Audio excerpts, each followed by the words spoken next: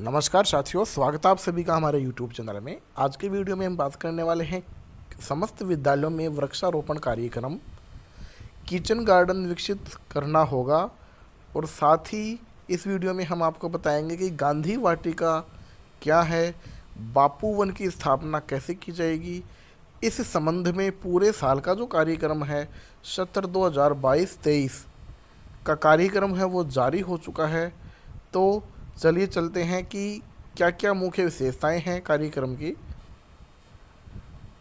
यहाँ पर हमारे पास दिनांक 18/4/2022 का एक स्पेशल आदेश है कार्यालय निदेशक माध्यमिक शिक्षा राजस्थान बीकानेर के द्वारा जारी किया हुआ। विषय है वृक्षारोपण और अन्य व्यवस्था के संबंध में। तो जो प्रसंग है उसमें क्या है कि जो निदेशक जो एनसीआर और निकटवर्ती जो क्षेत्र है उसमें वायु की गुणवत्ता प्रबंधन आयोग नई दिल्ली का जो पत्र है 11 मार्च 2022 को आया हुआ, इस कार्यालय का जो समसंख्यक पत्र दिनांक जो जारी हुआ है 11/6/2021 को। तो इस संबंध में लेख है कि जो प्रदेश में मानसून आने की संभावना है, अतः विद्यालय परिसर में निम्नांकित कार्य त्वरित गति से किए जाने हेतु आप अधीनस्थ संस्था प्रधानों को पाबंद करें। सबसे पहले विद्यालय में जल और भूमि की उपलब्धता के हिसाब से मानसून से पूर्व वृक्षारोपण या फिर किचन गार्डन तैयारी करने का पूर्व तैयारी आप करें। दूसरा, विद्यालय परिसर साफ सुथरा रहे और उसमें पेड़ पौधे लगाए जाकर विद्यालय परिसर को सुंदर बनाया जाए। तीसरा है विद्यालय परिसर में नए प्रवेश और अन्य विद्यार्थियों को अधिकतम छायादार फलदार पेड़ लगाया जाए। वह सूचना पट्टिका पर विद्यार्थी का नाम अंकित कर पेड़ के ऊपर टांगी जाए। मतलब किस विद्यार्थी के जिम्मे ये पेड़ है। अलग अलग विद्यार्थियों को पेड़ को जो स्वस्थ रखने की जिम्मेदारी यहाँ संस्था प्रदान दे सकते हैं। तो बच्चे का नाम लिखकर उस पेड़ के ऊपर टांग दिया जाए जिससे कि बच्चे को विदित रहे। और जो संस्था प्रधान है वो भी संबंधित शिक्षकों को इसके लिए जिम्मेदारी अलग से दे सकते हैं। पेड़ की सुरक्षा लोहे की जाली या फिर कांटेदार बाड़ कवच के रूप में लगाई जाए। लगाए गए पौधों की सुरक्षा व रखरखाव की जिम्मेदारी विद्यार्थियों को सामूहिक रूप से दी जावे। विद्यार्थियों को ये कहा जावे कि आपको जो पेड़ हैं हमारे स्कूल में उनको सावधानी से उनकी पालन पोषण करना है। इसके लिए संस्था प्रधान व स्टाफ की भी सक्रिय रूप से कार्य करे। संस्था में इधर उधर पॉलीथीन नज़र नहीं आए। पॉलीथीन बैग का प्रयोग संस्था में न हो। इसके अलावा साथ ही लेख है कि वर्तमान समय में प्राकृतिक संसाधनों के लगातार दोहन एवं वन क्षेत्रों की कमी से पर्यावरण का संतुलन है वो बिगड़ता जा रहा है। तो पर्यावरण संतुलन को बनाए रखने के लिए विद्यालय स्तर पर ही छात्र छात्राओं को पर्यावरण की समझ पैदा करने के लिए पर्यावरण संरक्षण की कार्य योजना के तहत प्रत्येक विद्यालय में विद्यालय वाटिका, किचन गार्डन और हरित विद्यालय योजना प्रारंभ करके विद्यालयों में इसको लागू किया जाए। अब बात करते हैं गांधी वाटिका और बापू वन की स्थापना और ये क्या है। तो शहरी क्षेत्रों में गांधी वाटिका और ग्रामीण क्षेत्रों में बापू वन की स्थापना की जानी है। दोनों एक ही चीज़ है, केवल क्षेत्र का फर्क है। प्रत्येक वाटिका में कम से कम 150 फलदार पौधे रोपण कर उसका नाम गांधी वाटिका दिया जावे। तो ये कार्य भी करना है। उद्देश्य क्या है गांधी वाटिका के, ये यहाँ देख लेते हैं कि पर्यावरण की समझ को विकसित करना, पर्यावरण संरक्षण का जो महत्व है उसको समझना, पर्यावरण संरक्षण द्वारा वातावरण को स्वच्छ बनाना और समुदाय को पर्यावरण संरक्षण के कार्य से जोड़ना, ये इम्पोर्टेंस है। उसके बाद में हम बात करते हैं, साथ ही दो चीज़ें और रह गई है। तो यहाँ वृक्षारोपण और उनका संरक्षण, विद्यालय की जो करिकुलर एक्टिविटीज़ है उसमें भी जो ये अवधारणा है उसको शामिल किया जाए।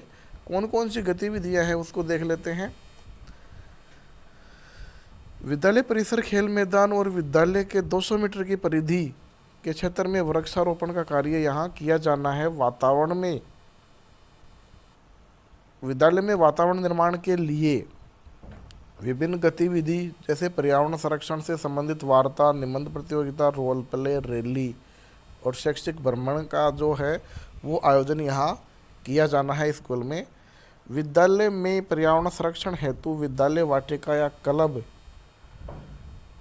या हरित विद्यालय क्लब जैसे समूह का गठन करके इसको, और जो इको क्लब चल रहा है उसको भी सक्रिय किया जाए। कम से कम 2 छात्र छात्राओं 12 के अलावा, जो बोर्ड की क्लास है 12वीं, उसके अलावा एवं उनके शिक्षकों को पौधे की देखभाल करने के लिए गोद दिया जाएगा, उनको जिम्मेदारी दी जाएगी।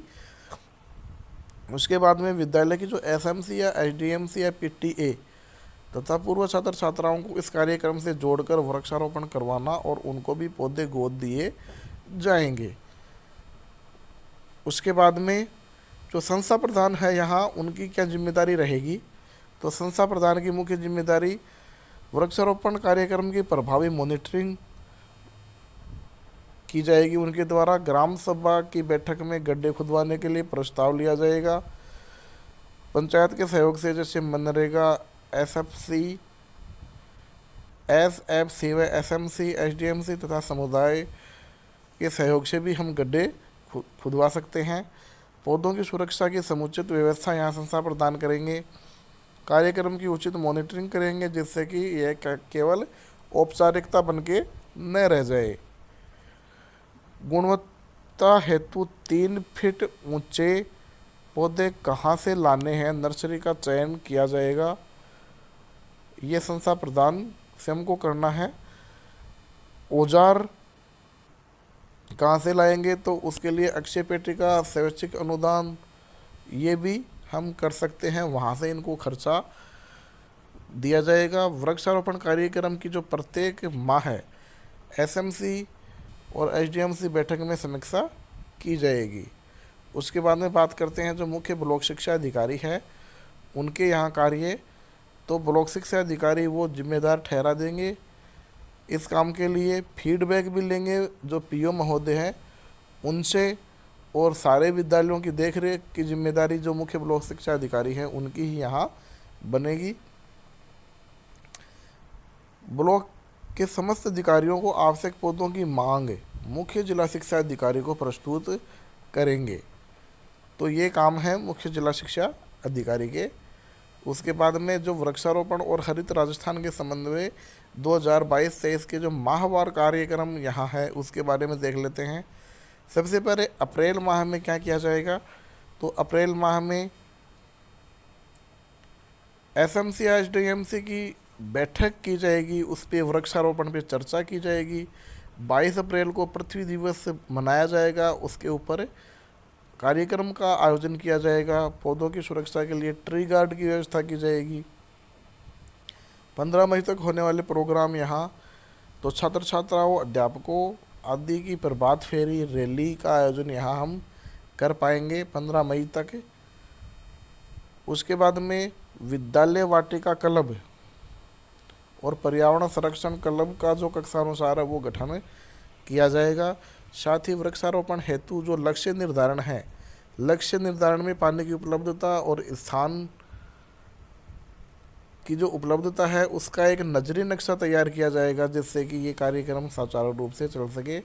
शैक्षिक गतिविधियाँ यहाँ सह शैक्षिक गतिविधियाँ, निबंध प्रतियोगिता हो सकती है, रोल प्ले आदि की जाएगी।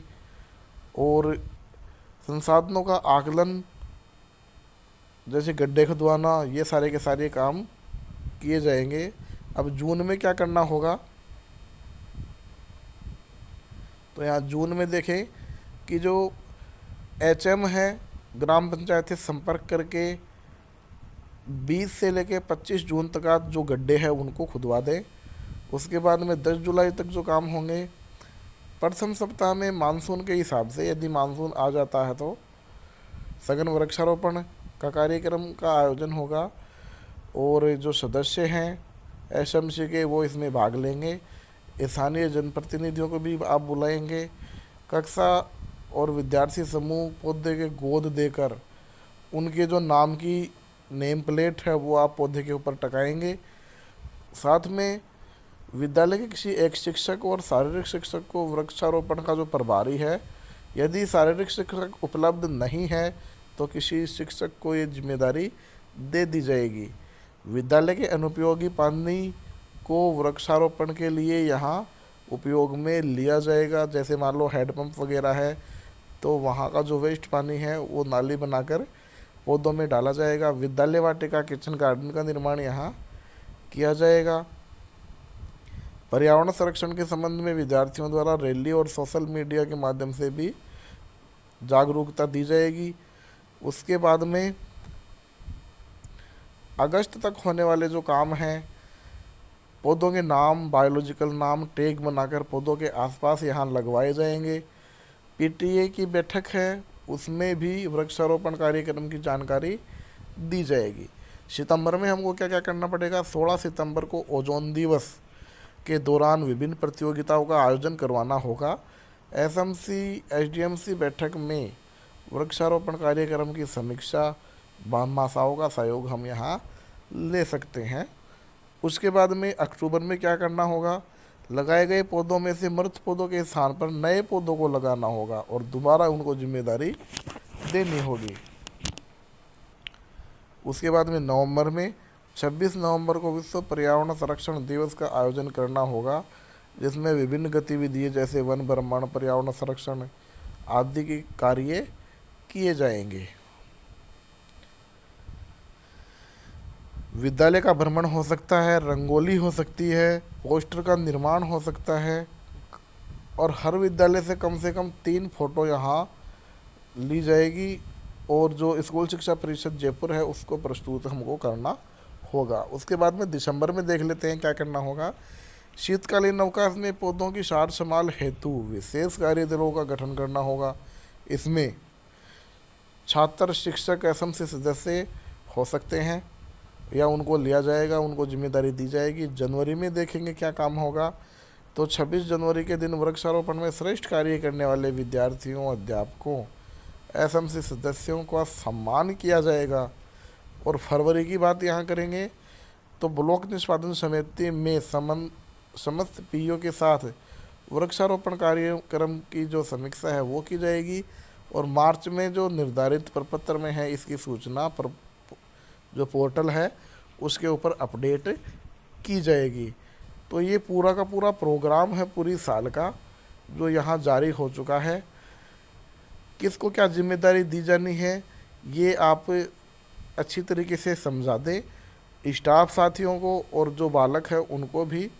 साथ ही ये जो कार्यक्रम है इसको सुचारू रूप से चलाने के लिए अलग अलग आप जिम्मेदारी दे दें, जिससे कि ये एक जीवंत प्रोग्राम के रूप में चल सके। पर्यावरण के संरक्षण की जिम्मेदारी किसी एक शिक्षक की नहीं, किसी एक एचएम की नहीं, ये सभी की जिम्मेदारी है। इसलिए एसएमसी सदस्यों को भी इसके लिए प्रोत्साहित करें जिससे कि ज़्यादा से ज़्यादा ये कार्य हो सके। तो साथियों ये था आज का वीडियो को शेयर ज़रूर करें जिससे कि अन्य शिक्षक साथी भी इसका लाभ ले सकें। मिलते हैं आपसे किसी नेक्स्ट वीडियो में।